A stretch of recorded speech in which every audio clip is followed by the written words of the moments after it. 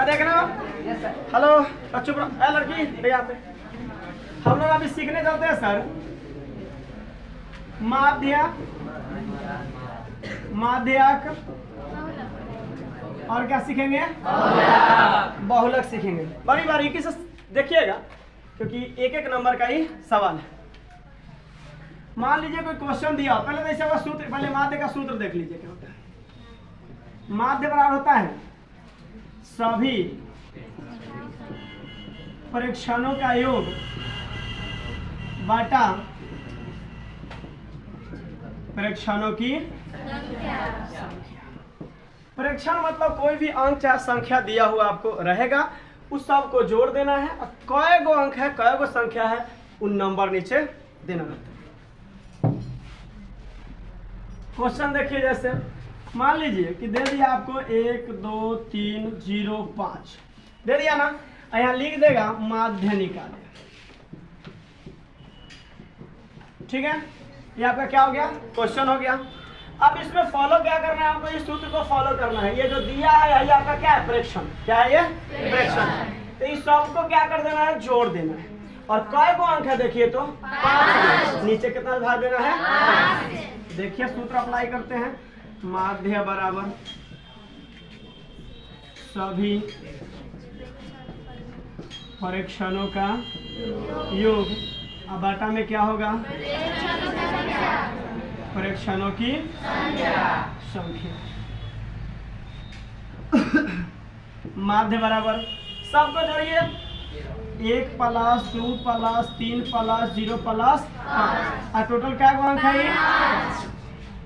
तो माध्य बराबर 1 2 3 3 6 6 5 11। ठीक है, 11 बटा 5। अगर इसमें भाग दीजिएगा तो कितना दशमलव में जाएगा? ये 5 दूना 10 दशमलव 5 दूना 10 2.2 आएगा। ठीक है ना, नोट कीजिएगा इसको।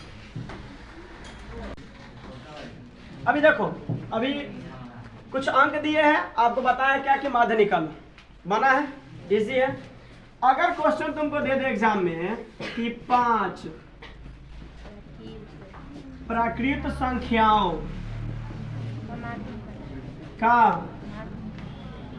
माध्य ज्ञात करें, सुनिएगा ध्यान से, समझिएगा ध्यान से। बाबू देखो यहाँ पे, अब पहले तो आपको 5 बाद में देखना पड़ेगा, माध्य बाद में देखना पड़ेगा। प्राकृत संख्या किसे कहते हैं? Natural number. अब ये आपको सोचना है। तो जब भी क्लास शुरू होता है, 10th हो 9th हो 8th हो 7th हो, तो शुरू में पढ़ना है संख्या के बारे में। वास्तविक संख्या, पूर्ण संख्या, प्राकृत संख्या, परमेय अपरिमेय पूर्णांक सब पढ़ना है ना। आप इतना जान लीजिए कि प्राकृत संख्या कहते किसे हम साइड में आपको बताते हैं। ध्यान दीजिएगा, शांति से सुनिएगा। 1 से शुरू कोई भी संख्या हो, 1 के बाद 1 2 3 4, यानी गिनती जहाँ से शुरू होती है वो टोटल संख्या को क्या बोलते हैं? प्राकृत संख्या में अनंत तक चल जाता है। ठीक है ना। अगर पूर्ण संख्या की बात करें बाबू, ये पूरा संख्या यही रहेगा 1 2 3 4 5 अनंत तक, लेकिन इससे पहले क्या होगा? बस 0 से शुरू हो गया, ये पूर्ण संख्या हो गया। कोई दिक्कत? अब यहाँ ध्यान दीजिएगा कि 5 गो प्राकृत संख्या हमको लेना है, तो 1 2 3 4 और ये क्या हो जाएगा? 5। लेकिन 5 प्राकृत संख्या ऐसे कहने से अच्छा नहीं लगेगा, क्योंकि ये भी तो प्राकृत संख्या है। प्राकृत संख्या 4 5 6 7 नहीं है, 10 12 15 20 नहीं है ना। क्वेश्चन में क्या रहेगा? प्रथम 5। क्या रहेगा बाबू? प्रथम 5। हम यही चीज आपको समझाने की कोशिश कर रहे हैं कि सिर्फ प्राकृत संख्या दे रहा है 5 प्राकृत संख्या, तो आप डिसाइड नहीं कर सकते हो कि 1 से लेकर के अनंत के बीच में कौन संख्या लेना है हमको। ठीक है ना। तो क्वेश्चन में क्या रहेगा आपको? प्रथम 5। अब प्रथम कहने का मतलब है शुरू जहाँ से वहां से लेकर के 5 को गिन देना आपको। ठीक है, तो शुरू से गिनेंगे 5 को, तो 1 2 3 4 और क्या होगा? 5। तो इसका माध्य बराबर क्या हो जाएगा?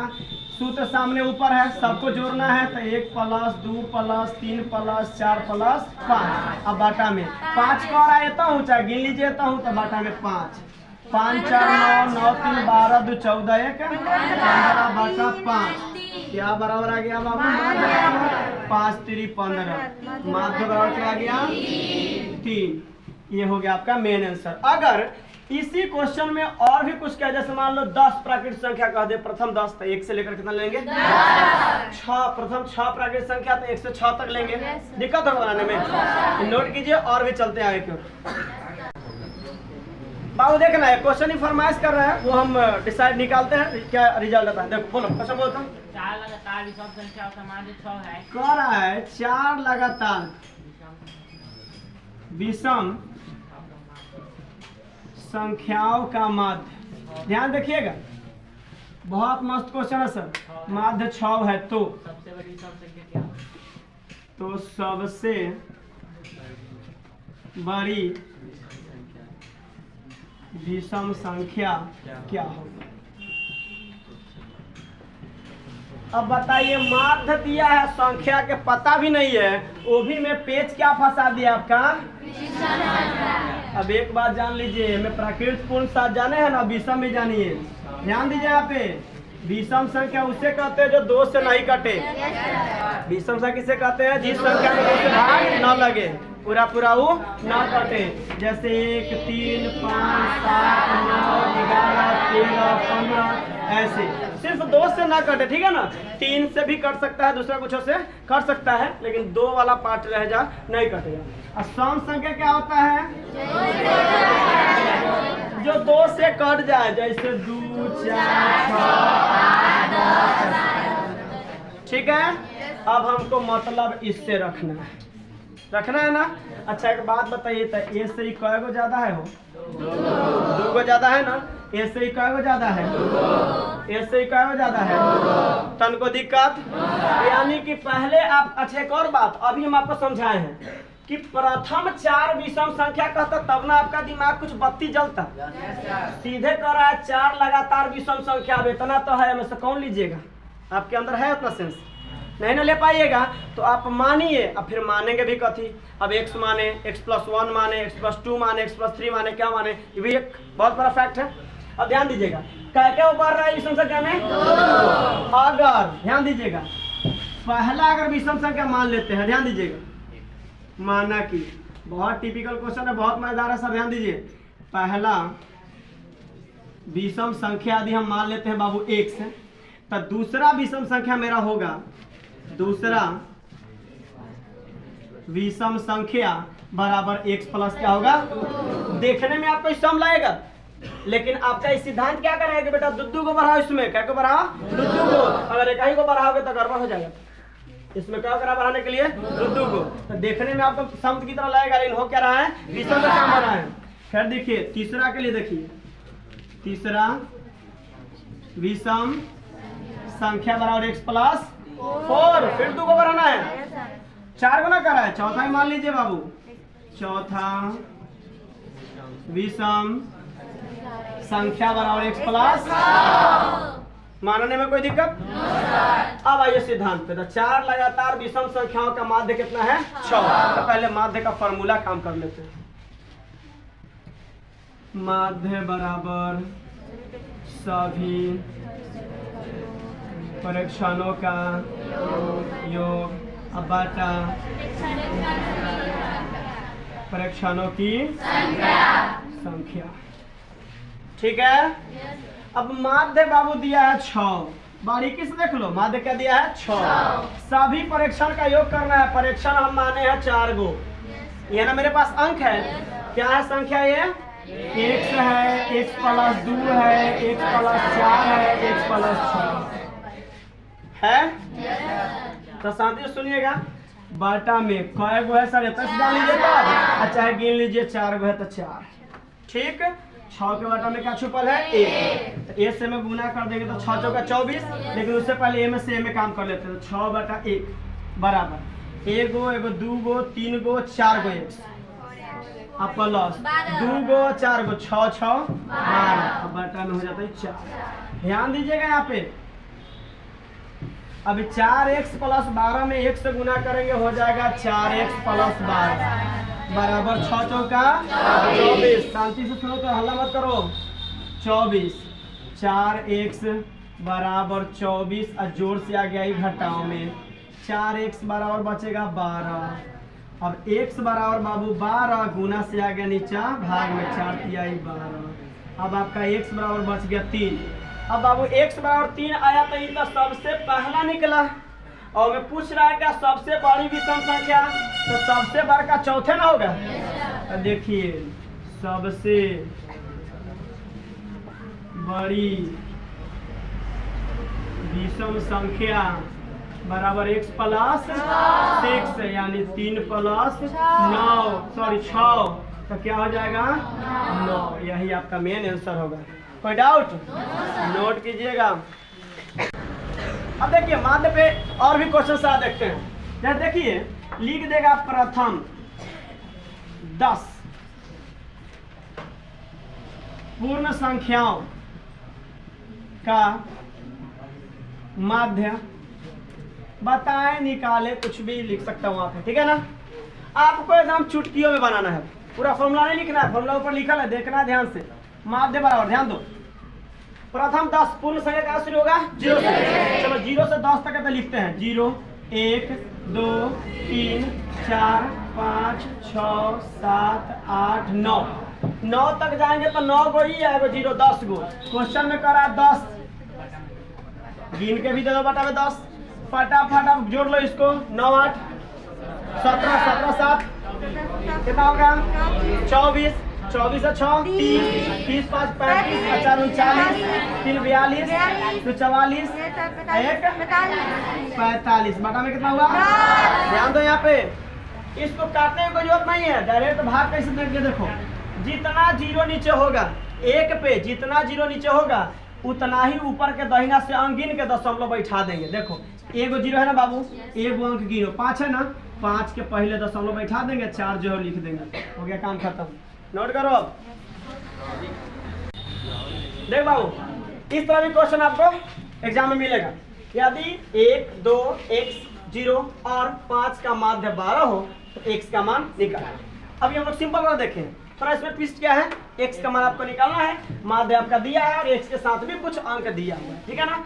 आपको काम वही करना है, माध्य बराबर, थोड़ा भी अलग नहीं सोचना है, पूरा संख्या का योग करना है। योग करना है ना, जोड़ो आप 1 plus 2 plus x plus 0 plus 5। अब पूरा संख्या का संख्या लिखना प्रेक्षण का, तो क्या वो संख्या है। अब माध्य कितना दिले बाबू बराबर 2 1 3 में 0 जोड़ेंगे तो 3 है, और 3 5 8 प्लस क्या होगा x, अब बटा में क्या होगा 5। अब एक बटा में क्या छुपल है 1, ध्यान दीजिएगा 1 से 8 प्लस x में गुना करेंगे तो 8 प्लस x होगा। अब 12 5 60 होता है, क्लियर। अब x का मान तो हमको निकालना है ना, क्वेश्चन में तो x का मान मांग रहा है आपसे, तो क्या होगा 60 आई प्लस से माइनस में आ जाएगा, x बराबर क्या होगा 12। कोई दिक्कत, चलिए नोट कीजिए इसको भी। अब ये क्वेश्चन है, इसका क्या निकालना है, माध्यक निकालना है। पहले तो ये देख लो कि सिद्धांत क्या कर रहा है कि बढ़ते क्रम में संख्याओं को सजाना है। अब बढ़ते क्रम में सजा लो, क्या होगा बढ़ते क्रम में देखते हैं। पहले कौन आएगा 3, उसके बाद 5 6 7 9 और 10 आएगा, लेकिन हमें से कौन सा संख्या माध्यक है हमको नहीं पता। तो सम संख्या 1 2 3 4 5 6, परीक्षण की संख्या क्या है 6 है, सम संख्या है। तो परीक्षणों की संख्या है सम संख्या हो तो हमको कौन सा नियम फॉलो करना है, n/2 + 1, ठीक है ना। तो यदि क्या सब तो यहाँ नियम आपको लिखे ही हैं, ठीक है ना, डायरेक्टली हम माध्यक बराबर समझते हैं। n बराबर आपका क्या हो गया है 6, n बराबर क्या आ गया है 6। ज्यादा टाइम नुकसान नहीं करते हुए हम लोग इजिली हैंडल करेंगे, क्योंकि 1 नंबर का पूछता है, टाइम जितना बचाइएगा उतना ही बेहतरीन रहेगा। माध्यक के लिए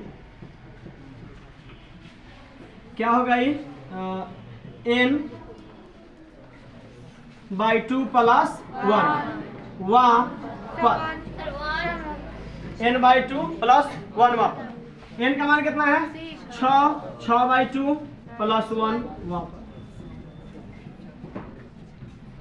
द्वितीय तो क्या होगा 3 + 1 यानी क्या हो गया चौथा पद होगा सर, चौथा पद। अब चौथा पद के लिए माध्यक क्या होगा आप देख लीजिए, पहला दूसरा तीसरा चौथा क्या होगा, यानी आपका माध्यक बराबर बाबू क्या आ गया, ठीक है। नोट कीजिए। अब एक क्वेश्चन देखते हैं बाबू, जिसमें प्रेक्षणों की संख्या क्या है? 1 2 3 4 5 6 7 विषम संख्या क्या है? तो पहला काम मेरा जो होगा वो होगा बढ़ते क्रम में सजाएंगे। बढ़ते क्रम में पहले लिखेंगे -3, तब 0, तब होगा 5, तब 7, तब 8, तब 10 और 25। आप में से कितने लोगों को टेंशन हो गया कि -3 छोटा है या फिर 0 छोटा है? छोटा है, क्योंकि माइनस में जितना बड़ा अंक या संख्या होगा वो उतना ही छोटा होता है।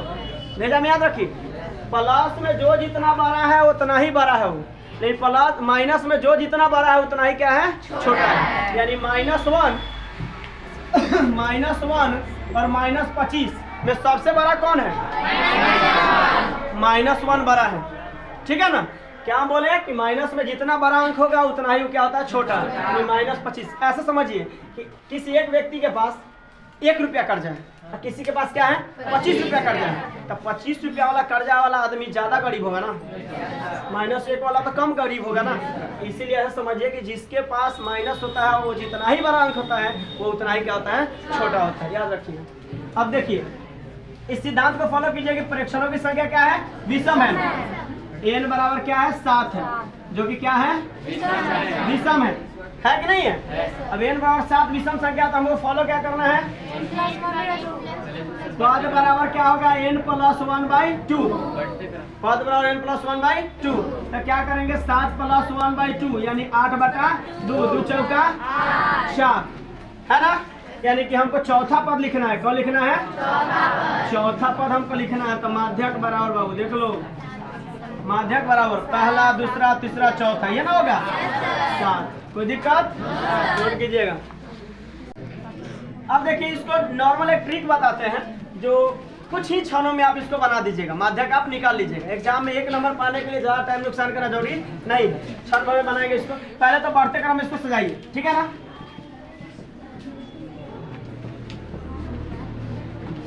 सजा दिए। -3 0 5 और उसके बाद 7 8 10 25 3 3 6 7 हो गया ना? आप दोनों तरफ से काटो। क्या बचा आपका? यही आपका माध्यक हो गया। भाई लगा क्या? बस याद रहे कि जो प्रेक्षण की संख्या है वो क्या होना चाहिए बाबू? विषम होना चाहिए। सम में ये ट्रिक अप्लाई मत करना। नोट कर लो। अब हम लोग किस पे डिस्कस कर रहे हैं? बहुलक। अभी जो दोनों पर है वो सबसे इजी है। बस आपको ये दिमाग में कंसंट्रेट करना है कि संख्या जो दिया है उसमें सबसे ज्यादा टर्म किसका है, सबसे ज्यादा बार कौन लिखल है। अब देखिए मैं 14 क्या बार लिखल है? 2 बार। 14 क्या बार है? 2 बार। 15 क्या बार है? 3 बार है। 13 क्या बार है? 13 है 2 बार। और क्या है? 16 क्या बार है? 1 बार। और कुछ क्या है? 17 क्या बार है? और कोई लिखा हुआ है? अब नहीं ना? यानी सबसे ज्यादा बार कौन लिखा हुआ है? 15। 15 आपका क्या हो गया? बहुलक। क्या हो गया? ही बहुलक बराबर 15। कोई दिक्कत? नोट कीजिए। चलो अब यहाँ ध्यान देना। अब इसमें बहुलक कैसे निकालें? सेम वही तरीका है। सबसे ज्यादा बार कौन संख्या या अंक लिखा हुआ है वही आपका बहुलक होगा। आप मिला लो इसमें, थोड़ा ध्यान देना। पहला अंक 2 है तो देख लो 2 कितना बार लिखा हुआ है?